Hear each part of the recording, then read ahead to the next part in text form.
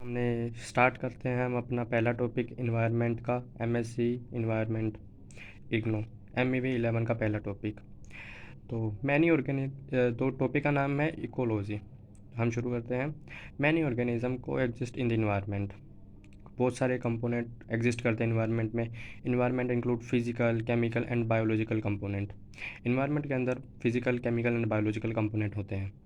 When an component surrounding an organism affect the life of an organism, जब कोई component environment के surrounding होके उसकी लाइफ को इफ़ेक्ट करता है तो इट बिकम अ फैक्टर, तो वो फैक्टर बन जाता है। All such factor are called environmental factor और इकोलॉजी फैक्टर।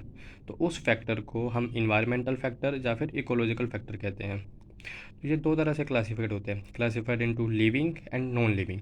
लिविंग का मतलब होता है बायोटिक एंड नॉन लिविंग का मतलब होता है अबायोटिक।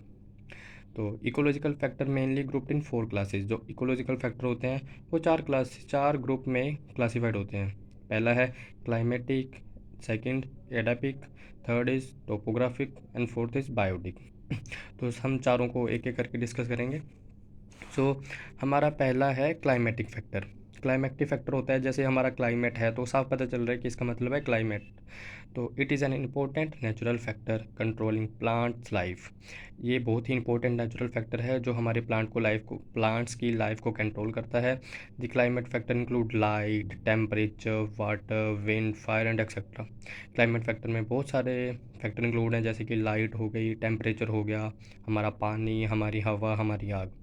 तो एक एक करके थोड़ा थोड़ा हम इनको आगे भी डिस्कस करेंगे। जैसे कि light is needed for the basic physiological process of plant. जो हमारी लाइट है वो बेसिक जो फिजियोलॉजिकल प्रोसेस प्लांट का उसके लिए ज़रूरी है। जैसे कि photosynthesis, light, flowering etcetera. Light photosynthesis के लिए बहुत ज़्यादा ज़रूरी है।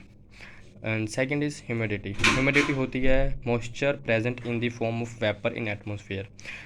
हम इसको थोड़ा बहुत भी बना के पेपर में लिख देंगे तो हमें इसके नंबर मिल जाएंगे अच्छे खासे। तो ह्यूमिडिटी होती है जो मॉइस्चर प्रेजेंट होता है वेपर के फॉर्म में एटमॉस्फेयर पे, उसको बोलते हैं ह्यूमिडिटी।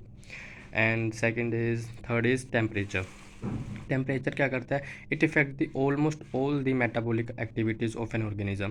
जो टेम्परेचर है इफ़ेक्ट करता है सब मेटाबॉलिक एक्टिविटीज़ को ऑफ किसी भी ऑर्गेनिज्म की। Every physiological process in the organism require an optimum temperature.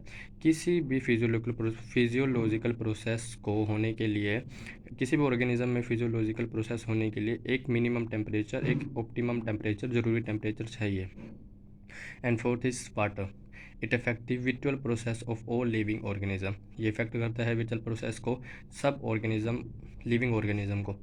It is believe that life had originated only in water. ये माना जाता है कि हमारी जो लाइफ थी पहले सिर्फ वाटर में हुआ करती थी।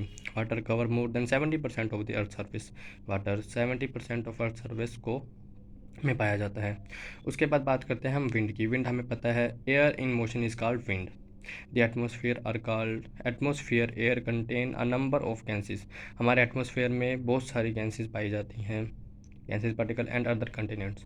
बहुत सारे और भी पार्टिकल्स पाए जाते हैं हमारे एयर में। उसके बाद बात करते हैं हम फायर की। It is an exothermic factor cause due to chemical combustion and releasing heat and light.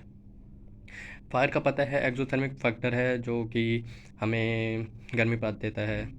तो आगे हम बात करते हैं एडेपिक फैक्टर की। एडेपिक फैक्टर होते हैं, it's an abiotic factor. Abiotic factor है related to soil. Abiotic factor वो होते हैं जो नॉन लिविंग होते हैं, हमने पहले बताया था। तो एडेपिक फैक्टर होते हैं अबायोटिक फैक्टर्स होते हैं ये। जैसे कि सोइल होगी, include a physical and chemical composition of the soil. उसमें हमारी फिजिकल कंपोजिशन भी होगी, केमिकल कंपोजिशन भी होगी। तो study of soil is called pedology. हमें कभी कभी ऐसी चीज़ें लिख देनी चाहिए जैसे कि study of soil is called pedology.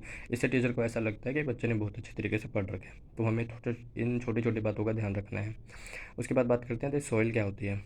Soil is a upper layer of earth in which plant can grow.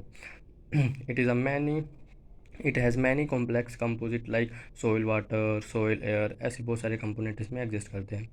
तो सॉइल फॉर्मेशन बता देते हैं हम। सॉइल फॉर्मेशन होती है वेदरिंग प्रोसेस से, बायोलॉजिकल वेदरिंग होती है बैक्टीरिया से, फंगाई से। तो ये है हमारे कुछ एडेपिक फैक्टर्स। कुछ इंपॉर्टेंट एडेपिक फैक्टर है हमारे पास जो हमारे वेजिटेशन को, जो हम important adipic factor that effect vegetation, जो हमारे वेजिटेशन को इफेक्ट करते हैं वो हैं जैसे सोइल मॉइस्चर। हमने बात करी थी कि कई सारे फैक्टर हैं, soil moisture, soil water, soil reaction, soil temperature, soil atmosphere. तो हम बात करते हैं पहले सोइल मॉइस्चर की। Plant absorb rain water and moisture directly. जो प्लांट हैं वो जो रेन वाटर हैं या फिर मॉइस्चर डायरेक्टली फ्रॉम सोइल, तो ये हमारा सॉइल के अंदर जो मॉइस्चर होता है वो प्लांट उसको अब्जॉर्व करते हैं। उसके बाद बात करते हैं हम सॉइल वाटर की। It's a most important than any ecological factor affecting the distribution of plant.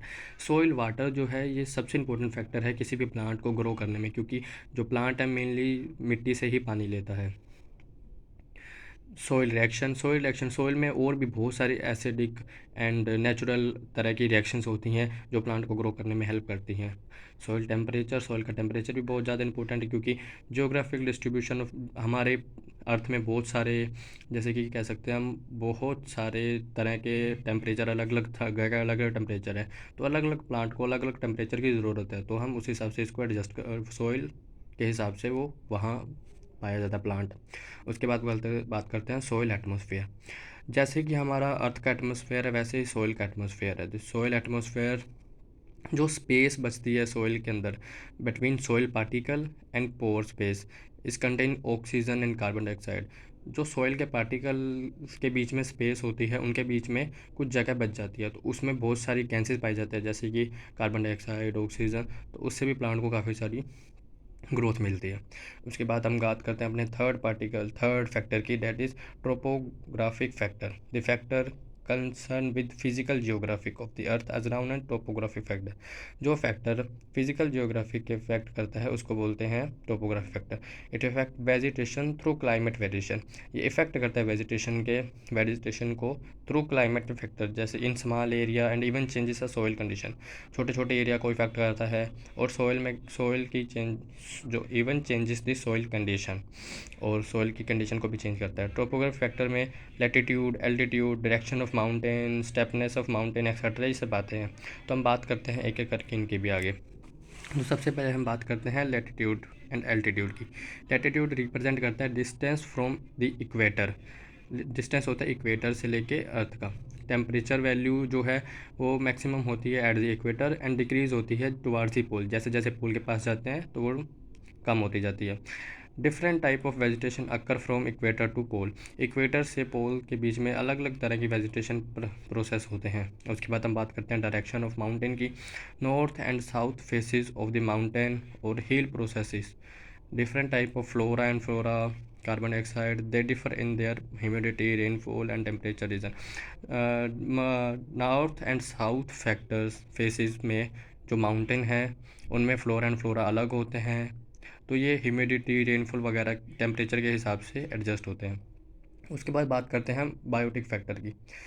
The interaction among living organism such as plants and animals are called biotic factor. जो इंटरेक्शन होती है लिविंग ऑर्गेनिज्म की, जैसे कि plants हो गए, animals हो गए, ये सारे बायोटिक फैक्टर्स में आते हैं।